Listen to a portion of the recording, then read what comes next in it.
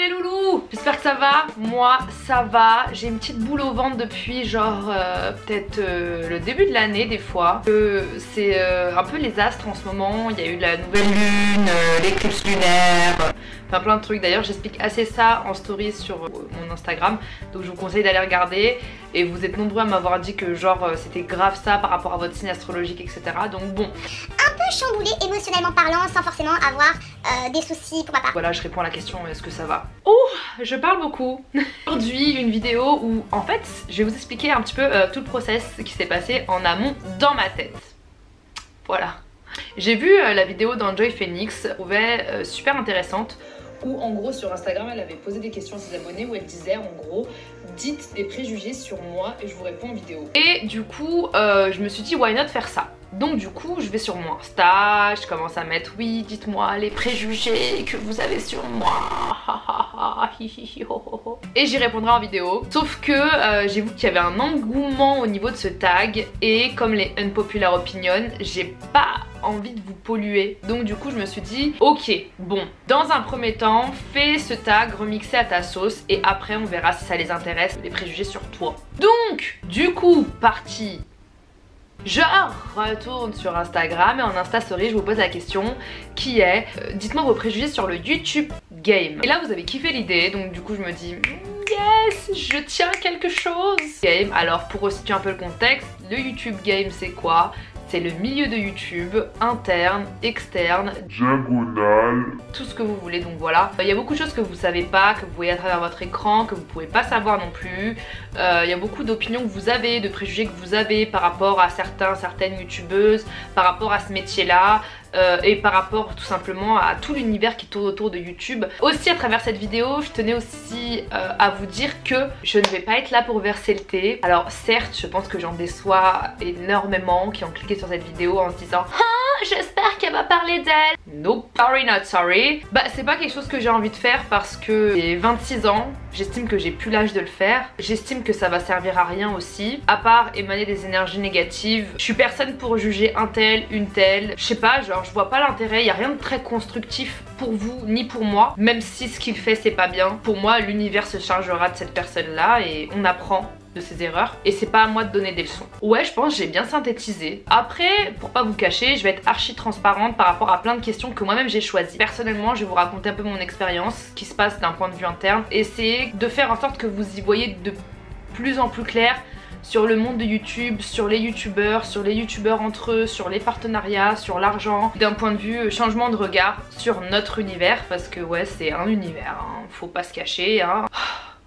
Donc voilà, alors le préjugé qui est le plus sorti en fait, tout le monde en parle, c'est un sujet qui omnibule tout le monde et je peux comprendre parce qu'il y a beaucoup de mystères autour de ce sujet là et quand il y a beaucoup de mystères, bah du coup les gens s'y intéressent encore plus. Le classique, vous gagnez super bien vos vies. Alors oui, c'est la vérité, je vais pas vous le cacher, les youtubeurs qui ont beaucoup de vues, que vous voyez qui font beaucoup de partenariats, qui ont beaucoup d'audience etc, oui, ils gagnent bien leur vie. Alors ça dépend qui, pour vous situer à peu près, les grands youtubeurs gagnent très bien leur vie, les bons youtubeurs gagnent bien leur vie, c'est un métier dont on vit bien, voire des fois plus que bien, si on arrive à bien gérer bah, du coup son argent, on arrive à bien se gérer soi-même. Oui, je vais pas dire non on gagne 500 € par mois, même si bah, y a des revenus sur YouTube qui sont alternatifs, il y a des vidéos sur lesquelles on est démonétisé etc.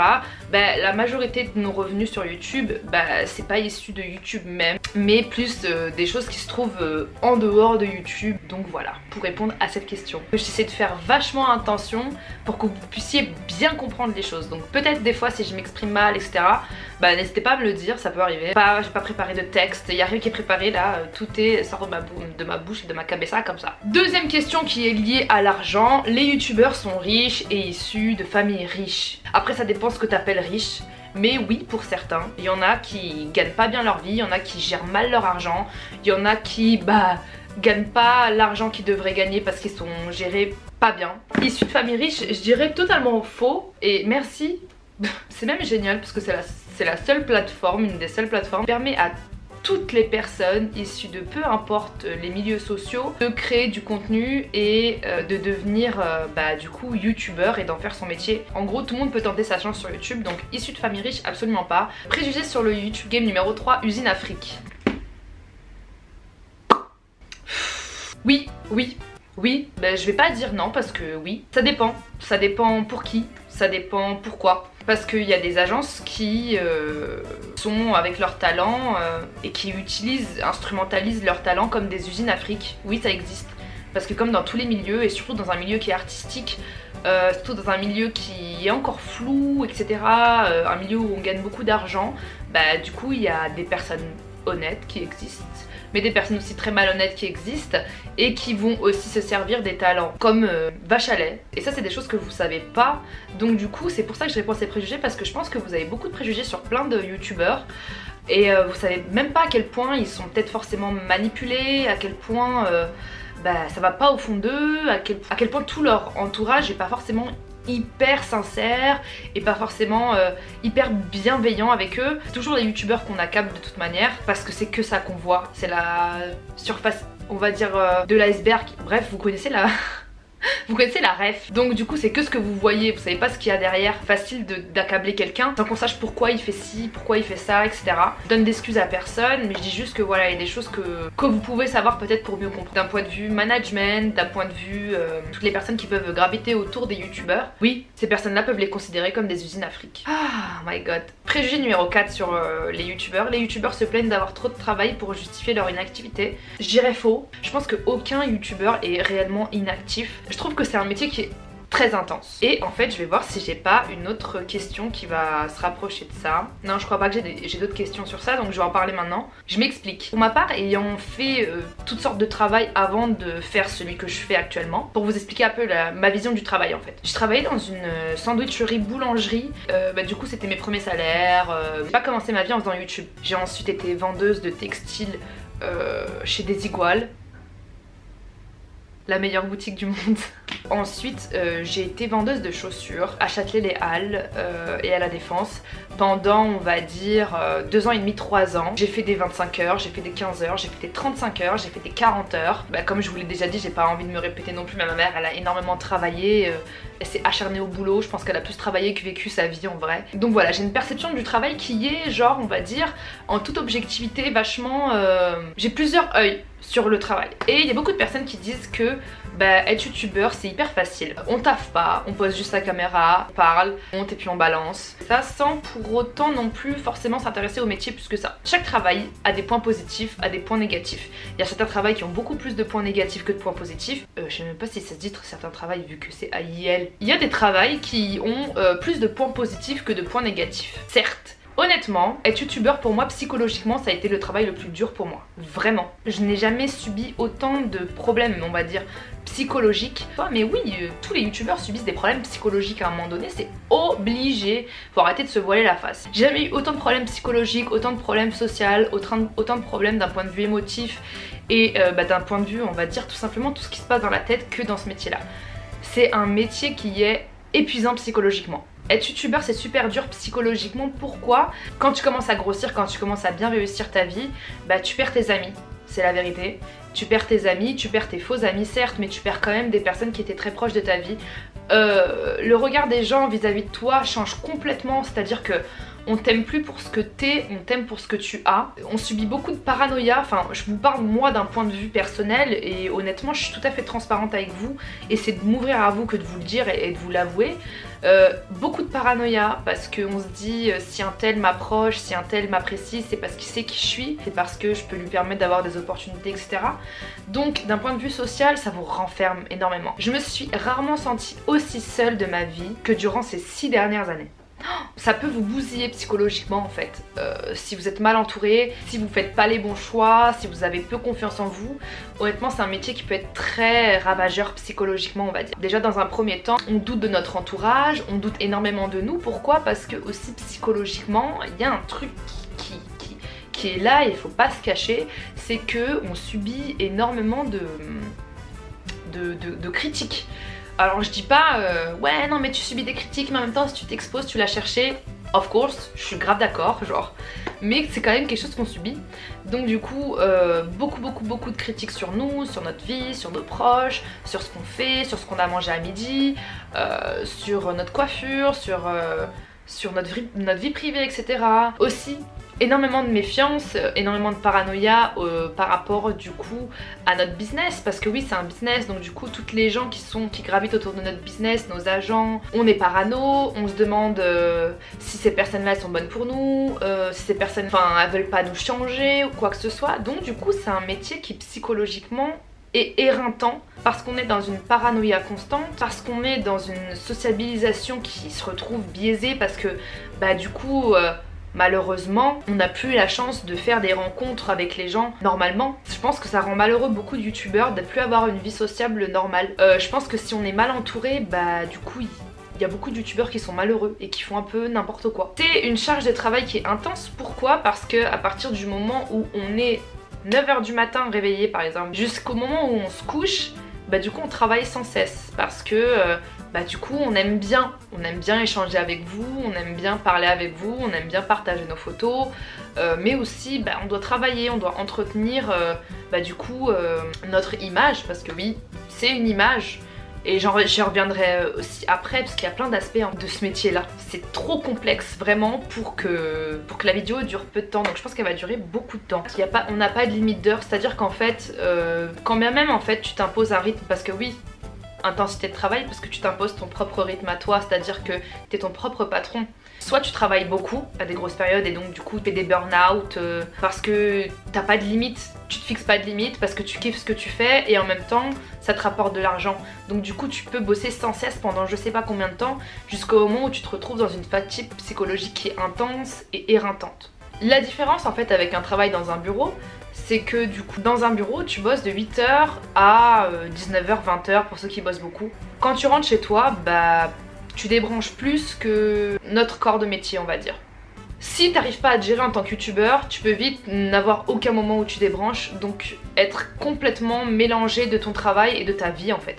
Ça peut être vachement énergivore et en fait tu te retrouves à bosser non-stop tout le temps, chaque heure que Dieu fait. Là est le piège. Dire en gros que, pour revenir au préjugé numéro je sais plus combien, les youtubeurs se plaignent d'avoir toujours trop de travail pour justifier leur inactivité. Faux. De ce que j'ai vu, de ce que j'ai vécu, faux, totalement faux. Après il y en a qui en branlent pas une, certes, mais c'est comme partout. Ensuite, ça faisait longtemps que j'ai pas dit ensuite. Faute de place, YouTube met la pression et que certains se laissent acheter. Alors oui, YouTube met la pression parce que du coup c'est clair que si tu fais moins de vues, si t'as moins de likes, bah malheureusement bah tu gagnes moins d'argent parce que t'as pas des bonnes stats, parce que t'as truc, c'est un fait qui est totalement réel. Et au-delà du fait que tu te sens moins aimé si t'as moins de likes, donc du coup t'as un facteur psychologique en te disant ouais on me like moins, est-ce qu'on m'aime moins, etc. Donc tu te remets en question psychologiquement, mais aussi tu te dis ah putain je gagne moins d'argent, oh c'est la merde, etc. Donc oui, c'est un univers qui met la pression de fou. Donc je comprends qu'il y en ait qui subissent grave la pression de YouTube, surtout pour les personnes qui bah, malheureusement n'ont pas bossé avant, ont eu que ce revenu là depuis leur naissance, qui se disent que sans ça ils peuvent pas faire grand chose d'autre en vrai. Même si j'estime que c'est pas vrai, parce que t'as plein de corps de métier que t'as appris grâce à YouTube. Grâce à YouTube tu peux faire du marketing, grâce à YouTube tu peux avoir ta place dans une boîte pour faire la communication, etc. Parce que c'est un métier qui m'a énormément appris moi en termes de communication, de marketing, d'image, de droit, de loi, de plein de choses. Franchement je me suis retrouvée couteau suisse de plein de choses. Donc du coup oui il peut y avoir une pression qui est soit liée à sa propre pression émotionnelle qu'on se met parce que du coup on s'est investi dans quelque chose à 100% et on a peur que ça ne dure plus, qui est tout à fait normal.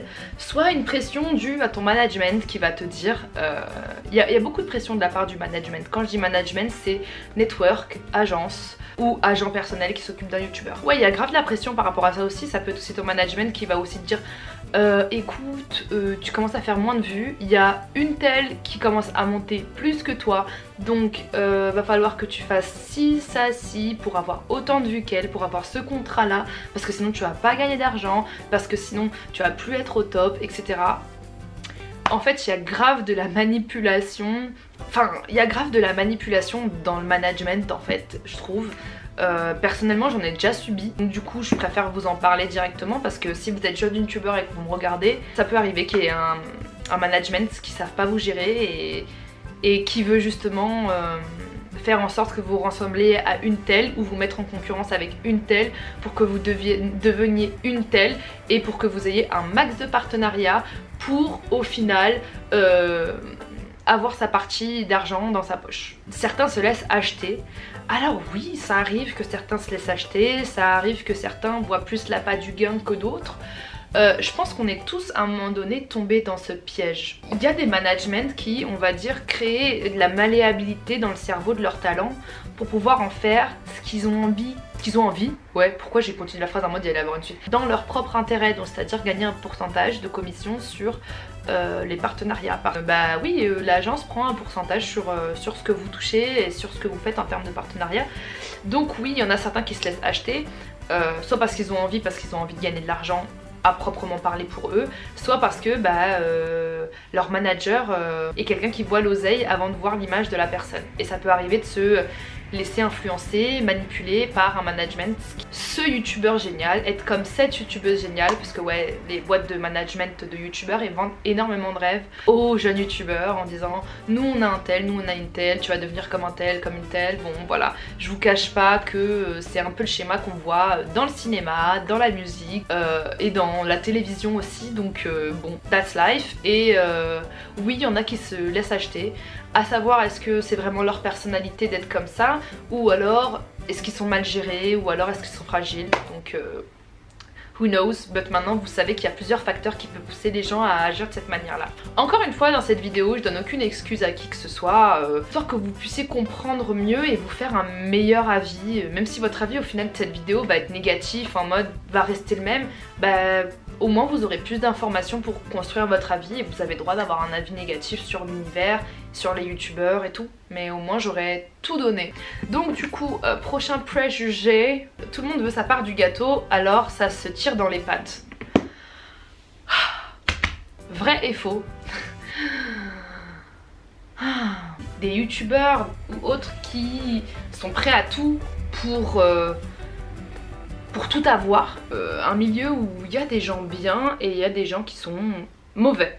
Voilà. C'est la vérité. Vous voyez juste tout le temps des gens super sympas qui parlent à travers la caméra. Tant mieux. Pourquoi? Parce qu'on passe un bon moment avec ces gens et qu'on n'a peut-être pas forcément envie de savoir si c'est une bonne personne ou pas, parce que son contenu nous plaît et c'est une chose que je peux comprendre. Mais comme dans tous les milieux, dans ta classe, dans ton milieu du travail, il y a des gens qui vont faire en sorte de te mettre des bâtons dans les roues pour avoir plus d'opportunités, et c'est des choses qui existent sur YouTube. Oui, il y a des youtubeurs qui vont faire en sorte que t'aies pas ce partenariat là parce qu'elles veulent l'avoir que pour elles, des youtubeurs qui vont monter les marques contre toi, des youtubeurs qui vont faire en sorte que tu sois blacklisté parce qu'ils te voient justement comme une concurrente, parce qu'ils n'ont pas envie de partager en fait, tout simplement. C'est comme ça qu'ils procèdent, et parce que pour moi ce genre de comportement, ça reflète une grande insécurité, un grand manque de confiance en soi et beaucoup de mal-être en fait. Je pense qu'il faut être très malheureux pour être mauvais à ce point. Au final, moi j'ai déjà vécu des choses, ce genre de circonstances, ou alors juste regarder d'un œil extérieur ce genre de choses là. Et au final c'est vraiment quelque chose qui m'énervait, qui me révoltait. Je me disais franchement c'est pas juste, c'est pas bien. Le soleil brille pour tout le monde. Au contraire, genre, plus tu donnes, plus tu reçois en vrai. Au final, j'ai fini par avoir plus de la peine pour ce genre de personnes là. Je suis hyper contente des marques avec qui je collabore et je suis hyper contente de mon management qui s'occupe de moi, parce que après 6 ans sur YouTube, ça a été vachement une galère en vrai. Mais oui, il y a des gens qui sont prêts à te mettre des bâtons dans les roues pour avoir plus de partenariats que toi. Qui vont faire genre hihi haha ho ho, ils sont grave sympas, alors qu'en vrai ils font que bitcher sur toi H24, qui sont méchants, qui sont mauvais, mais au final t'as rien en faisant ça, et t'as rien. Quand même tu vas gagner beaucoup d'argent, en vrai tu vas être malheureux. Tout ce que tu vas gagner en fait ce sera le retour du bâton, et que la vérité triomphe toujours. Mais voilà, il y a des bonnes personnes aussi, of course. Voilà, c'est comme partout, il y a des bonnes personnes et des mauvaises personnes. Donc du coup, c'est pas parce que vous voyez qu'un youtubeur il a l'air sympa en vidéo et tout, que forcément c'est une bonne personne. Après, si vous passez un bon moment en regardant ces vidéos, genre yes, trop cool. Sourire par devant et trahison à foison dans le dos, de ouf. Oh là là, c'est un monde de bitch, genre ça fait que bitcher pia pia pia pia pia derrière ton dos, et devant c'est ah, love you, j'adore ce que t'es, j'ai kiffé le oh ha ha ha hi hi ho ho. et derrière ça te tue, un truc de ouf. Oui, c'est grave vrai, mais c'est grave vrai, c'est vraiment hyper vrai. Parce que y a des gens qui veulent pas se mettre à dos certaines personnes là, même s'ils les aiment pas, qui préfèrent se les garder dans la poche, pour justement au cas où ces youtubeurs pourraient les aider pour une prochaine collab. Après il y a des gens qui sont totalement sincères, il y a des gens qui sont pas faux cul mais qui n'en pensent pas moins aussi, c'est à dire qu'ils vont pas forcément te lécher les bottes mais qui vont juste pas te calculer en fait, sans pour autant t'aimer ou pas t'aimer. Mais oui, ça existe énormément, des gens qui vont grave faire genre qui t'adorent partout sur les réseaux sociaux et tout, et qui derrière te fument comme pas possible. Mais thanks God, faut toujours avoir les yeux ouverts, avoir les oreilles grandes ouvertes. Mais c'est comme partout, c'est comme au lycée, t'as toujours une meuf qui font moi je te kiffe, je t'adore et tout, mais en vrai elle va bitcher sur toi, c'est grave vrai. Donc c'est comme partout, voilà. Bon, comme j'ai plus de batterie, je suis obligée d'écourter un peu cette vidéo là. En tout cas j'espère que vous avez grave kiffé le fait que je réponde à vos questions. J'espère ne pas m'être emmêlé les pinceaux.